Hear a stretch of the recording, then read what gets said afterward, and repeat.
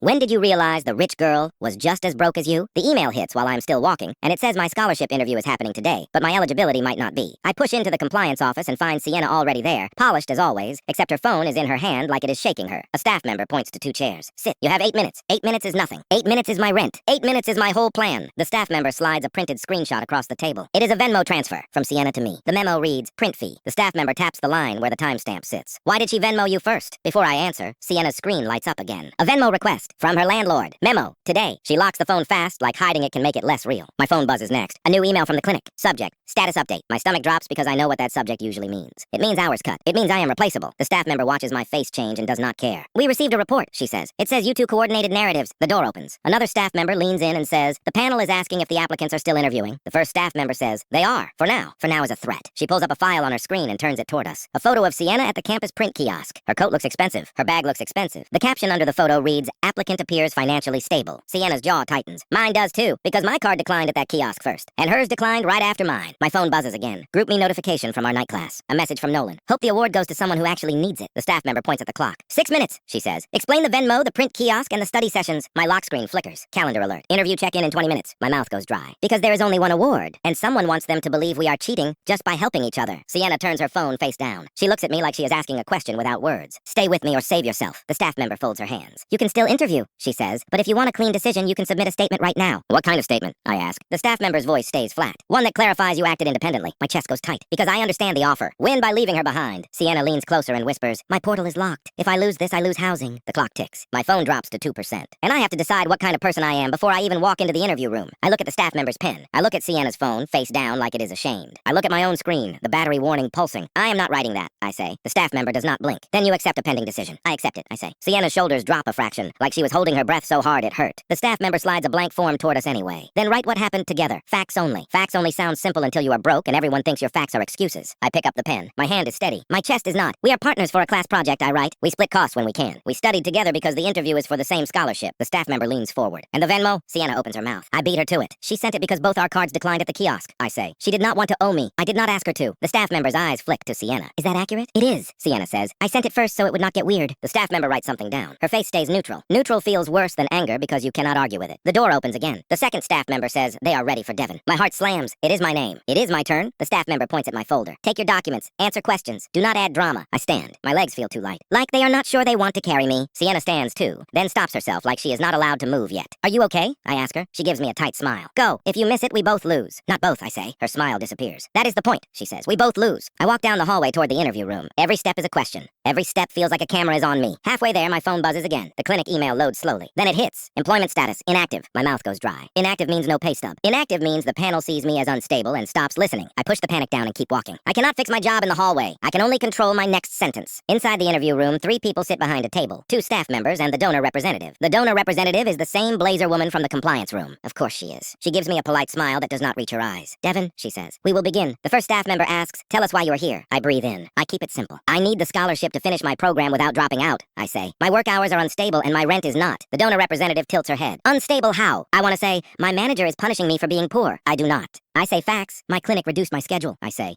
I can cover shifts, but I cannot cover tuition and living costs without aid. The second staff member taps a folder. We also have concerns about your application's integrity. My chest tightens. There it is. They brought the compliance shadow into the room. I understand, I say. I did nothing improper. The donor representative's gaze stays sharp. Then explain your relationship with Sienna. My throat goes dry. Relationship is a loaded word. It makes people think romance. It makes people think scandal. It makes people think influence. We are assigned partners, I say. We studied together. We split small costs. That is all. The donor representative leans back. You split small costs, she repeats. Or she paid for you. I feel heat rise in my chest. I catch it before it turns into anger. We split, I say. We documented it. It is equal. The first staff member asks, why would you help another applicant if there is only one award? Because I like her. Because she looks at me like I am the first person who sees past her coat. Because I cannot stomach winning if it means watching her drown. But I do not say any of that. I say the truth that fits the room because the award is not the only thing that matters. I say, integrity matters. The work matters. The way we treat people matters. The donor representative's smile returns. Thin. That is a nice answer. I hold her gaze. It is also the only answer I can live with. Silence. The staff members write notes. The donor representative watches watches me like she is waiting for me to slip. They ask about my schedule. They ask about my grades. They ask about my budget. They ask about my backup plan. I say, I will keep working and I will keep applying. The interview ends with the first staff member saying, "Thank you, Devin." The donor representative says, "We will be in touch." I walk out into the hallway. My hands are cold. My chest is tight. I feel like I just defended my entire life in a polite voice. Sienna is still outside the compliance office door. She straightens when she sees me. "How was it?" she asks. "Hard," I say. "They asked about you." Her jaw tightens. "Of course they did." I want to reach for her hand. I do not. Not here. Not with eyes everywhere. "You are next," I say. She nods once. Then her phone buzzes. She flinches. "Landlord?" I ask. She glances at the screen and forces her face smooth. "Just a reminder," she says. "I am fine. No one says I am fine when they are fine." She steps into the interview room. The door closes. I sit on the hallway chair and stare at my dead phone. 2% becomes 1. My screen dims. Then it goes black. I sit there with nothing to hold. No notifications. No proof. Just my thoughts. I picture the print kiosk. The red declined message. The heat in my face even when nobody says anything. It is Tuesday night, 2 classes before the interview, and our instructor assigns partners. When he pairs me with Sienna, the room shifts. Not loud. Just enough to tell me everyone has a story about her already. Sienna always looks put together. Clean coat, done nails. A bag that makes people guess. I tell myself I should not care. Then I get the email that says there is only 1 award, and suddenly everything about her feels like a threat. After class, I go to the lab to print the interview packet. I do not have a home printer. I do not have time to fight with one anyway. Sienna is already there, typing fast, shoulders tight. Her screen is angled away, but I catch a flash of the campus portal. A budget worksheet. A negative total in red. She notices my eyes and snaps the laptop shut. "You did not see anything?" she says. "I saw a portal," I say. "Everybody is red in that portal." Her stare holds for a beat. Then she exhales like she hates herself for needing to trust someone. "My fee waiver is stuck," she says. "If it does not clear, I get dropped." "Dropped from class?" I ask. "Dropped from eligibility," she says. "The scholarship requires enrollment." My stomach tightens. Because that means she needs this too, not as a bonus. As oxygen, we get in line at the kiosk. I swipe my card. Declined. I swipe again. Declined. I feel heat rush to my face. I keep my eyes on the screen like staring harder will make it change. Sienna taps her card to the reader. Declined. She tries again. Declined. For a second, the polished thing she wears like armor cracks. Not tears. Not drama. Just a tiny pause, like her body forgets how to pretend. She pulls out her phone and opens Venmo. Fast. Precise. Like a person who has done this before. My phone buzzes. Money received. Memo. Print fee. "Why did you do that?" I ask. She keeps her eyes on the kiosk. "Because it is easier if I pay first." "Easier for who?" I ask. "For me," she says, and her voice is too honest to be rude. "If I owe people, they get weird. If I pay first, there is no weird." Something in my chest shifts. Not attraction yet. Recognition. I swipe again. It works. My papers print, then the kiosk pops up her error. "Account hold. Payment required." Her face goes blank. Like she already knew and still hoped it would not happen in public. "You cannot print?" I ask. She shakes her head once. "Not right now." "Can you call the office?" I ask. "They close at 5, she says. "I work until 6. "You work?" I ask before I can stop myself. Her eyes flash. "Everyone works," she says. "Some people just hide it better." She grabs her laptop and walks out. That should be the end. It is not. That night my phone buzzes while I am trying to study. A Venmo request from Sienna for the exact amount she sent me. Memo, accident. She is trying to undo the connection. She is trying to erase the moment her mask slipped. I stare at the request. Then I decline it. Then I message her. "Do not do that. I'm not weird." 3 dots appear. Disappear. Then appear again. Her reply comes in 1 line. "I do not want you to think I am using you." I type back. "I think you are surviving." A minute passes. Then her message hits. "Library, tomorrow, 8. We practice interview questions. We fix my waiver. No greeting. No softness. Just a plan." And still my chest warms. Because plans are how broke people show care. They are the only love language the world cannot take away. The next evening, I show up at the library with a folder and a cheap coffee. Sienna is already there, hair pinned, coat on, laptop open. She slides a second coffee toward me without looking up. "You did not have to," I say. "I know," she says. "Drink it anyway." I sit. She pulls up the waiver form. The error message is brutal. Missing verification, parent income statement. She stares at it like it is a trap. "Do they not have it?" I ask. "They have it," she says. "They just do not answer me." "Your parents?" I ask. She nods once. Her throat moves. Then she adds quieter. "They answer other people." The words land heavy. Not because they are dramatic. Because they sound like truth. I do not ask why. Not yet. Instead, I ask, "What do we do next?" Sienna swallows. "We upload what we can. Bank screenshots, pay stubs, anything." She says "we" like it is a test. Like she is waiting to see if I run. "I will show you mine if you show me yours," I say. Her eyes snap up. Her face hardens. Then she softens just a little. "Okay," she says. "But no pity. No pity, I promise." She turns her screen. Negative balance. Pending rent. Minimum payments. A line labeled late fee that makes my stomach turn. I do not react. I just nod. Like it is normal. Because it is. Then I show her mine. Same story. Different bank logo. Sienna exhales. A sound that feels like relief and grief at the same time. "We are the same kind of broke," she says. I laugh once. Quiet. "Yeah," I say. "We are." Her mouth twitches like she wants to smile and does not trust it. We start building the packet. Upload bars. PDFs. Screenshots. Every time the portal stalls, my chest tightens. Every time it accepts a file, I feel a tiny win. At 9, my phone buzzes. A text from my manager. "Saturday coverage is mandatory." I stare at it. Saturday is when I plan to practice. Saturday is also when I plan to sleep. Sienna notices. "Work?" she asks. "Always," I say. Her phone buzzes too. A shift reminder. Hotel front desk. "Overnight." "You work nights," I say. "2 nights a week," she says. "More if they let me." I blink. "You have class and nights?" I ask. "I have bills," she says. "There is nothing to argue with. Bills do not care about your schedule." She closes her laptop. "Come with me," she says. "To where?" I ask. "To my shift," she says. "There is a conference room. Quiet. We can practice while I do paperwork. It is not an invitation. It is a solution." Still, my pulse picks up. "Okay," I say. "We practice." And that is how I end up in a bland hotel conference room at midnight, drinking bad coffee, while the girl everyone thinks is rich teaches me how to answer questions like I am worth something. That is also when the next microhook hits, because at 1 in the morning her portal locks completely. A red banner across the screen. "Account hold. Contact financial aid." And she looks at me like the floor just vanished. We sit at the hotel table with the portal open and that red banner screaming at us. I cannot get dropped.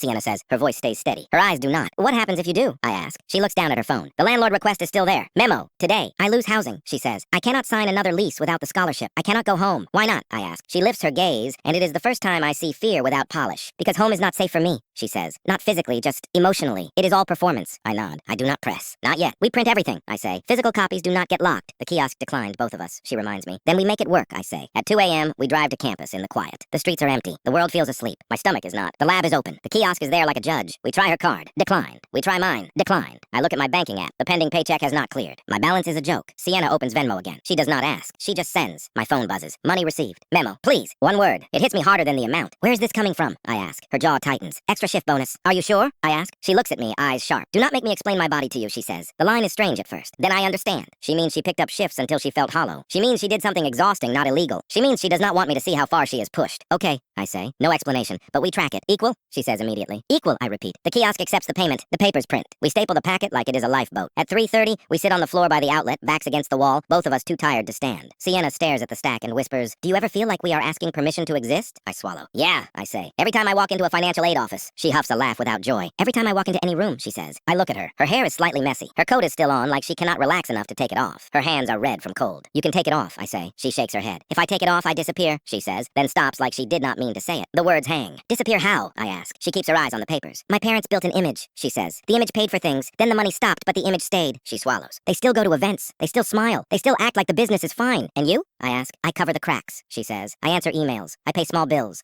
I keep the story alive, because if the story dies, they fall apart. My chest tightens. That is not your job, I say. She shrugs. It became my job when I turned 18, she says. A microhook hits hard because my phone buzzes again. A new email from the clinic. Schedule update removed from roster. Removed. Not reduced. Removed. My stomach drops. What? Sienna asks, reading my face. I just got fired, I say. The words feel unreal in my mouth. Fired for needing time. Fired for being replaceable. Fired because my manager knows I cannot fight her. Sienna stares at me. Her mask breaks fully, just for a second. Not pretty. Not dramatic. Just real. That is because of the interview, she says. Maybe, I say. But I know it is because of poverty. Poverty makes people treat your time like it is theirs. My throat goes tight. Rent is due. No job. One award? Sienna reaches out and touches my wrist. Not a grab. A small anchor. You are not doing this alone, she says. The words land. They warm and scare me at the same time. I look at her hand on my wrist. Then I look at her face. Neither are you, I say. She pulls her hand back quickly, like she forgot the rule about not needing people. At sunrise, we drop the packets at the scholarship office drop box. We stand there in the cold, watching the papers disappear inside a slot like we are offering parts of ourselves. Thank you, Sienna says. For what? I ask. For not acting weird, she says. I almost smile. Still no weird, I promise. She nods once. Then her phone buzzes. A GroupMe notification. She shows it to me without speaking. A message from Nolan. Some people are gaming the system. Watch who you partner with. My stomach turns hot. That is about you, I say. It is about whoever looks like an easy villain, she says. Another message pops up from someone else. I heard the scholarship is down to one award. Hope it goes to someone who needs it. Need it. Like need is something you can measure by clothes. Sienna inhales. Her posture straightens. Automatic. Armor. Someone posts a blurry photo of us at the print kiosk. Caption. Proof. My phone buzzes with a message request from an unknown account. Tell your girl to stop faking it. Sienna's face drains. Then an email hits both of us from the program list. Subject. Reminder. Conduct policy. I have a choice. If I answer the chat, I feed it. If I stay quiet, the lie grows legs. I cannot do this, she says. You can, I say. She shakes her head. I cannot be a rumor, she says. I cannot keep being watched. She looks at me then and her voice drops. Do you know what it feels like to have people decide your bank account by your coat? I swallow. Yeah, I say. They decide mine by my shoes. She blinks. Then, for the first time, her mouth softens. Almost a smile. Not because it is funny. Because it is shared. We walk to our cars. Mine coughs when I turn the key. A grinding sound. A warning. I ignore it because I have no choice. Sienna pauses by my driver door. Tonight, she says, we practice interview questions. Hard ones. Okay, I say. And Nolan, she adds, eyes sharp, does not get to write our story. I nod. He does not, I agree. The next day, the interview day, starts with the compliance email. Then the 8-minute clock. Then the choice I make in that room. After Sienna finishes her interview, she comes out with wet eyes and a calm face. They asked about my coat, she says. My stomach flips. What did you say? I ask. I told them it is thrifted, she says. I told them why I buy things that make me look stable. She exhales. I told them I am tired of being punished for trying to look professional. I feel pride flare, not because she performed, because she told the truth. Then her phone buzzes. An email. Subject. Additional documentation required. She opens it. Her face goes blank. Joint compliance meeting, she says. Monday 9 a.m. My chest tightens. A new ticking clock. And, she adds, voice smaller, my landlord just sent an eviction notice. That is the first time I feel the floor tilt. Not abstract. A door that can close. What do you need? I ask. She shakes her head. Nothing, she says, and it is a lie. She swallows and forces the truth out anyway. I need time, she says. I need the scholarship decision before the landlord deadline. And if you do not get it? I ask. Her eyes flick away. I lose my apartment, she says. I move into my car, I drop out. My chest goes tight. I want to say I will not let that happen. I do not have the power to promise that. So I say what I can. Then we win Monday, I say. We make compliance clear us. Sienna looks at me like she wants to believe me. Then she nods. AirPods. That is when my car makes the sound again. A harsher grind. A louder warning. Then, in the parking lot, it gets worse. And it is about to cost money I do not have. My car dies on the worst possible morning. It is the morning of the compliance meeting, the one that decides if we stay eligible, and my engine sputters in the campus lot like it is making a joke. I turn the key again. It clicks. Nothing. I sit there with my hands on the steering wheel, staring at the cracked plastic, trying to breathe like a normal person. My phone buzzes. Sienna, where are you? I type back with shaking thumbs. Car died. I'm in the lot. 3 dots. Then her reply. I am coming. 5 minutes later, she appears at my window. Not in her car. In a rideshare. She opens the passenger door and says, "Get in." You paid for this? I ask. She lifts her phone. I requested it, she says. My phone buzzes. Venmo request from Sienna. Memo, split ride. Even in a crisis, she refuses to let it become charity. I get in. The rideshare smells like air freshener in someone else's life. On the drive, Sienna keeps her eyes forward. Her jaw is tight. Thank you, I say. Do not thank me, she says. Just show up. The compliance office is already tense when we arrive. The staff member has a folder thicker than before. The blazer woman is there again.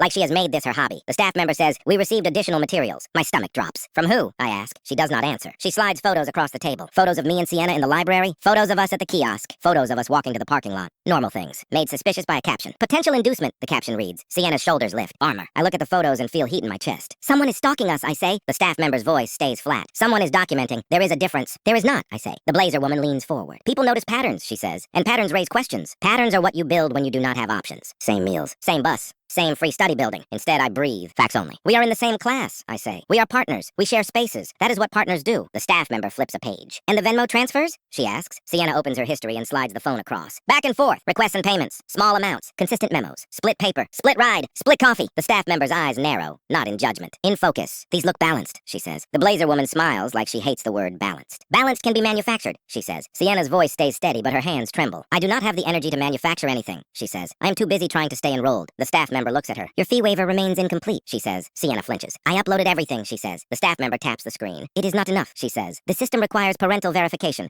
or a signed statement from the parent. Sienna's face goes pale. They will not sign, she says. The staff member nods like she expected that. Then we need an alternative, she says. A letter from a third party, a lease, a ledger, something that shows you are financially independent. Sienna's throat moves. She looks at me, and I see the panic she has been hiding behind eyeliner. I feel my own panic rise, too, because I do not have time to be her lawyer. I barely have time to be myself. The staff member points at the clock. 30 minutes, she says. Then your file goes back to the panel. 30 minutes becomes our new 8 minutes. Our new countdown. We step into the hallway with our folders and our fear. We sit on a bench under a fluorescent light that makes everyone look tired. Behind us, the compliance staff member had used the phrase voluntary withdrawal like it was protection, like shrinking was a favor. Sienna presses her fingers to her temple. I should withdraw, she says. My chest tightens. No, I say. It would fix it, she says. It would remove the optics. It would save you. I do not want saving, I say. I want fairness. She laughs once, bitter. Fairness is not on the form, she says. A micro hook hits when my phone buzzes. Unknown number. Voicemail notification. I tap play. It is my manager's voice. Your badge is due today, she says. If it is not returned, we will report it as unreturned property. Report it. Like I am stealing. Like poverty is always one step from criminal in their minds. I hang up. My hands shake. Sienna sees it. You are getting crushed too, she says. Yeah, I say. And I am still not letting you withdraw. She stares at me. Then her voice drops. Why? She asks. The question is simple. It is not about compliance anymore. My mouth goes dry. I want to say it is because I like you. I do not. But I keep it in the language of survival. The language we both understand. Because if you withdraw, they learn they can do this, I say. They learn they can scare us into separating. Sienna's eyes shine. She looks away fast. Okay, she whispers. Then what do we do? We need proof. Real proof. Not feelings. Not stories. So I ask the only person who might have something. Garrett. Garrett is in our night class. He is the one who always has a pen when someone else forgets. He is the one who shares notes without making it a big deal. I text him. Do you have last week's class roster email? The one that shows partner assignments? He replies fast. Yeah, why? Compliance is questioning us, I type. We need documentation. A minute later, a PDF hits my phone. The instructor's email. Partners assigned. My name was Sienna. Not a choice. A fact. I show it to Sienna. Her shoulders drop slightly. One piece, she says. We need more, I say. We walk to the housing office. We ask for a copy of her lease. Roll only. No names. No drama. The office worker prints it. The rent amount makes my stomach turn. It is not a mansion. It is a normal apartment with an abnormal price. Sienna stares at the lease like she is ashamed of needing it. Then she whispers, this still will not explain my parents. I look at her. Tell me the part you have not told me, I say. She swallows hard. Then she says, my parents are not broke on paper. My chest tightens. What does that mean? I ask. It means the business failed, but the debt stayed, she says. It means they keep credit lines open to look stable.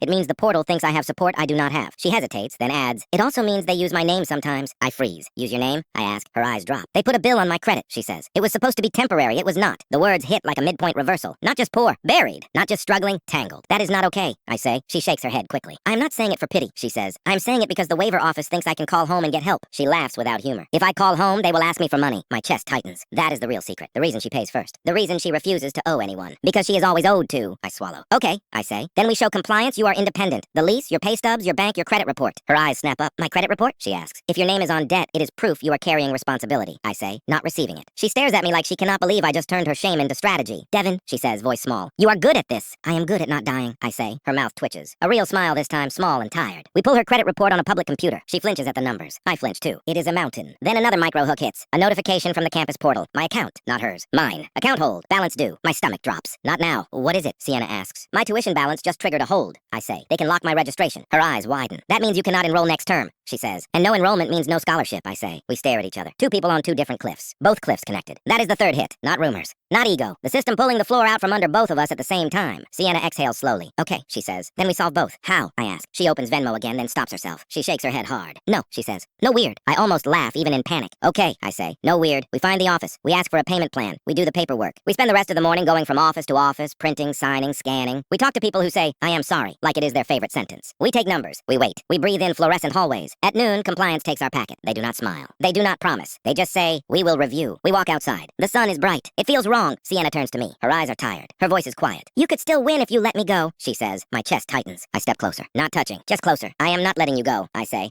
Not for a scholarship, not for optics. Her breath catches. For a second, the space between us feels like a wire. Then her phone buzzes. Landlord again. Another request. Another memo. Today, she looks down. Her hands shake. I take a breath. I make a decision that becomes the darkest moment later. I will cover half, I say. She snaps her head up. No, she says. Not charity, I say quickly. A split. You request it. I pay. We track it. She laughs sharp. You do not have a job, she says. I will have something. I lie. Her eyes hold mine. She knows it is a lie. Then she whispers. Do not make promises you cannot keep, I swallow. Then let me make one promise I can, I say. I will not leave. She stares at me like she is fighting tears. Then she nods once. Okay, she says. Do not leave. My chest hurts in a new way. Not panic. Something softer. When she says do not leave, I realize I do not want to. But the week is not done. Because the person who started the rumors is about to do something worse. And his name is Nolan. The next class night is a pressure cooker. The moment I walk in, I feel eyes. Not everyone. Just enough. Nolan sits 2 rows ahead, shoulders squared like he is ready for a fight. His laptop is open. He is typing like the keys are a weapon. Sienna walks in behind me. Same coat. Same posture. Different energy. She looks like she is bracing. The instructor starts talking about our final presentation. Real numbers, he says. Real solutions. The panel will observe. The words, the panel, hang in the air like smoke. Then the instructor adds, and I have been notified there is an ongoing compliance review involving 2 applicants. The room goes silent. My stomach drops. He does not say names. He does not have to. I feel Sienna shift beside me. Her breathing stays controlled. I can tell she is counting. Then the instructor says, we will continue class as normal. He leans closer. I worked hard for this, he says. My hours got cut too. My rent is behind. I am not losing my only shot to a performance. After class, people pack up faster than usual. Whispers spill out in pieces. In the hallway, Nolan steps in front of us. He does not smile. He does not pretend. So it is true, he says. You two are coordinating. My chest tightens. Sienna keeps her chin up. We are partners, I say. Assigned partners. Convenient, Nolan says. 2 applicants, 1 award, and you are splitting expenses. Splitting, Sienna repeats. Not paying, he scoffs. I saw the Venmo, he says. My stomach flips. You saw it? I ask. He lifts his phone. A screenshot. The same screenshot from compliance. So he is the source. He took it. Or someone gave it to him. Either way, he is proud. You are stalking people's phones? I ask. He shrugs. People flash screens, he says. Some of us pay attention. He leans closer. I worked hard for this, he says. I am not losing it to a performance. Sienna's eyes flash. A performance, she repeats. You look like you have money, he says. Like that is proof of lying. Her voice stays calm, but there is steel under it. You do not know what I have, she says. I know what you show, he shoots back. That is when I step in. I keep my voice even. You are not going to win by tearing her down, I say. He laughs once. Watch me, he says. Then he walks away. My stomach is hot with anger. Not because I hate him, because I understand him. Scarcity turns people feral. It makes you think there is only room for one. Sienna exhales slowly. Do not fight him, she says. I am not, I say. I am just tired. Her eyes soften. Me too, she says. A micro hook hits when her phone buzzes. An email from housing. Reminder balance due. Her face goes blank. Okay, I say. We go to my place. We eat. We breathe. Then we plan. She blinks. Your place? She asks. You cannot keep doing this on adrenaline, I say. She hesitates, then nods once. Okay, she says, but no weird. I almost smile. No weird, I promise. At my apartment, my roommate Colby gives us a quick wave, reads the tension, and disappears into his room without questions. It is the kindest thing he can do. I make cheap pasta. Sienna insists on helping. We argue quietly and compromise. It is domestic in the most broke way possible. For 10 minutes, the world feels quieter. Then my email buzzes. A new message from compliance. Subject. Attendance required Friday. Friday. Another meeting. Another clock. I show it to Sienna. Her shoulders lift again. Armor back on. They are not done, she says. No, I agree. We eat. We plan. We build answers. We practice lines. We decide we will not sound defensive no matter how they push. At the end of the night, she stands by my door with her hand on the knob. She looks at me like she wants to say something else. Thank you, she says. For pasta? I ask. For making it feel normal, she says. My chest tightens. Get home safe, I say. She nods. Then she says, Devin, yeah?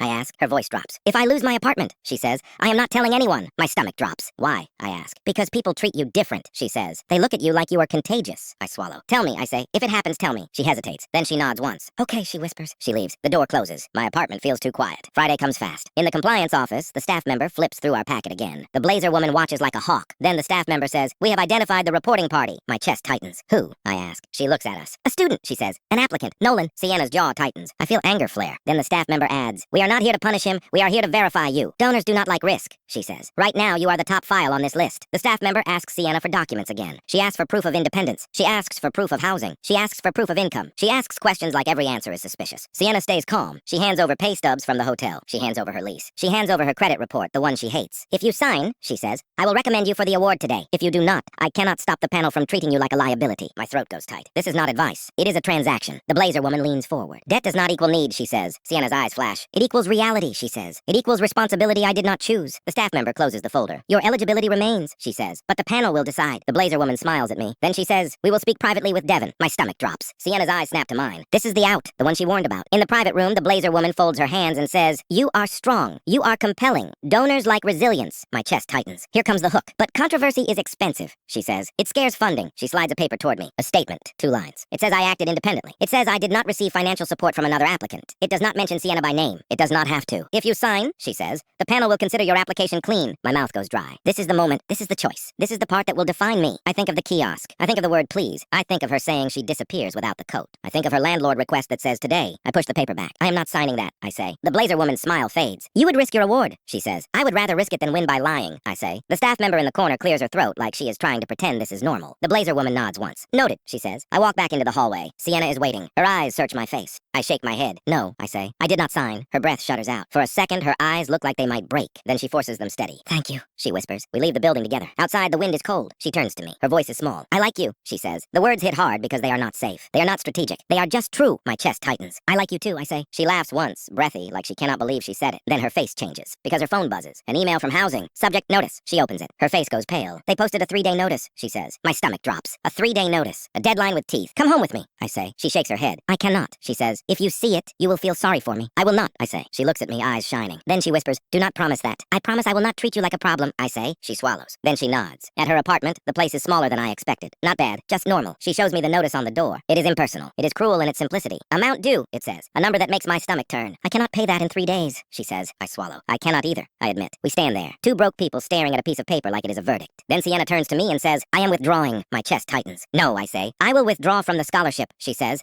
I will tell them you acted independently. My stomach drops. She is trying to save me by sacrificing herself. If you do that, I say, voice tight, you teach them the outworks. She shakes her head, tears in her eyes. I cannot lose my apartment and drag you down, she says. The words hit like a fist, because she thinks she is weight, because she thinks love is debt. That night becomes our darkest moment. Not because we scream, not because we slam doors, because we stand in a tiny apartment and realize we might be too tired to keep fighting. I look at her. I take a breath. I choose honesty over hero. I cannot rescue you, I say. I do not have the money. Her flinch hurts. I keep going. But I can stand next to you, and I can do one thing I do have. What? She whispers. My voice, I say. My statement. My truth. She shakes her head. Truth does not pay rent, she says. No, I admit. But truth might change what they decide. She laughs through tears. Or it might just make them judge us harder, she says. Then we let them judge, and I say, and we do not let them separate us. Silence. Her breathing shakes. Then she whispers, I am scared. I am scared too, I say. That is the only thing that makes her relax. Not reassurance. Shared fear. We sit on her couch. We do not touch it first. Then her hand finds mine. Not dramatic. Just a small grip like she needs to feel something solid. A micro hook hits when my phone buzzes. A text from Nolan. I did not know. I thought she was faking. I'm sorry. I stare at it. My stomach flips. Now he is sorry. Now he wants absolution. Sienna sees my face. What? She asks. I show her. She reads it. Her mouth tightens. Then my phone buzzes. The chat is exploding again. Someone posted a photo of us outside the scholarship building. Caption, fraudsters. Sienna's face drains. The instructor's email hits a second later. Subject, reminder, professionalism. I do not want his apology, she says. I want him to stop. He might stop, I say. She shakes her head. He will stop when it costs him, she says. We spend the night rewriting our case study. Not to sound inspiring, to sound undeniable. We build slides that show budgets. We show hidden costs. We show how people spend to look stable. We show how assumptions punish everyone. At 2 a.m., Sienna looks at me and says, if we lose, I want you to know something. My chest tightens. Do not say goodbye, I warn. She shakes her head. It is not goodbye, she says. It is just truth, she swallows. I realized you were different when you declined my Venmo request, she says. You did not let me erase the connection. My throat goes tight. I did not want you to feel alone, I say. Her eyes shine. I have been alone a long time, she whispers. I want to kiss her. I do not. I just squeeze her hand. The next day, we walk into class with our new presentation. And every whisper in the room feels like a test. The room is fuller than usual. 2 staff members sit in the back with clipboards. The blazer woman sits beside them. Her posture is perfect. Her expression is unreadable. Our instructor calls us up. Devon and Sienna, he says, begin. My mouth is dry. Sienna stands beside me with her hand steady. If you did not know, you would think she is fine. fine. That is what scares me. How good she is at looking fine, I start. Our project is about financial stability, I say. Not the Instagram version, the real one. A few people shift. I see Nolan in the front row, arms crossed, ready to judge. I click to the first slide. A simple budget. Rent. Gas. Food. Tuition. Emergency. The emergency line is bold, because emergencies always happen. They just happen to broke people louder. Sienna takes over. We talk about poverty like it has a look, she says. But poverty is often hiding under a polished surface. She pauses. Then she adds, sometimes the polished surface is a survival tool. The room goes still. Not pity. Attention. I show the next slide. Costs people do not plan for. Print fees, portal holds, certification tests, parking, application fees. I keep my voice steady. I got removed from my job roster this week, I say. Not because I stopped working, because I needed time for an interview. Whispers ripple. Not gossip. Shock. Sienna lifts her chin. I got a 3-day notice this week, she says. Not because I spent money on designer things, because my waiver is stuck in a system that assumes parents always help. The blazer woman's face tightens. Just a fraction. We show the slide about assumptions. How we decide who needs help, I say. By clothes, by cars, by confidence, and how those assumptions punish people who are trying to look employable. I look at the back of the room. I see the staff member who watched me refuse the out. Her pen stops moving. She is listening. Then the question section comes. A classmate asks, why not just ask your families? Sienna answers calmly. Some families take more than they give, she says. A classmate asks, why not take out more loans? I answer, because loans are a second rent, I say, and some of us are already paying the first one by skipping meals. The room stays quiet. The silence is heavy, but it is honest. Then Nolan stands. My stomach drops. This is the confrontation. The next hit lands in public. So this is your angle, he says. You are trying to guilt the panel. My chest tightens. Sienna does not flinch. I am sorry, he says. I got the email about one award and I panicked. I thought if I made you look rich, they would stop looking at me. He shakes his head. You still look like you have money, he says to her. She inhales. Then she does something brave. She opens her bag and pulls out the tag. A consignment tag. A return date circled. I rent my image, she says, because people respect me more when I look stable. Her voice stays even. And people like you punish me when I do. The room goes dead quiet. Even the instructor looks stunned. Nolan's face changes. Not empathy yet. Confusion. Then shame. He opens his mouth. Closes it. I step in. Do you want the scholarship because you need it? I ask. Or because you want to be the only one who gets it? His eyes flash. Then he drops his gaze. The fight drains out of him. I need it, he says quietly. Sienna nods once. So do we, she says. That is the point. The instructor ends the questions. Class dismisses. People stand in awkward little clusters. Some avoid us. Some glance like they want to say something and do not know how. Nolan approaches us in the hallway. He looks smaller without the crowd behind him. I am sorry, he says. I assumed. Sienna stares at him for a beat. Then she says, assumptions have consequences. He swallows. I know, he says. I sent the report. I can retract it. That is not how it works, I say. He nods. I know, he says again. But I can write a correction. I can tell them I misrepresented what I saw. Sienna's eyes flick to mine. A new question. Do we let him help or is that too risky? We will accept the correction, I say. Nolan nods fast, relieved. I will do it today, he promises. He walks away. Sienna exhales. You just trusted him, she says. I trusted the paper trail, I say. Not his feelings. She gives a small smile. You are very you, she says. The next morning, compliance calls us back in. The staff member reads from her notes. We received a clarification from the reporting party, she says. My chest tightens. He states he made assumptions based on incomplete information, she continues. He confirms you were assigned as partners. He confirms he observed balanced transfers, not inducement. I exhale slowly. A crack of relief. The blazer woman leans forward, sharp. Clarification does not erase optics, she says. The staff member looks at her. Then, for the first time, her voice has a hint of edge. Optics are not policy, she says. Facts are. The room goes quiet. The staff member turns to us. Your eligibility remains intact, she says. You may proceed. The staff member pauses, then lowers her voice. Your presentation mattered, she says. She tells us the school has an emergency retention fund that matches donor dollars when housing is at risk, but it has to be approved. Your numbers gave them cover, she says. Watch your email. My chest loosens. Then she adds, the panel decision will be released by end of day. End of day becomes our final clock. Sienna's phone buzzes. Landlord.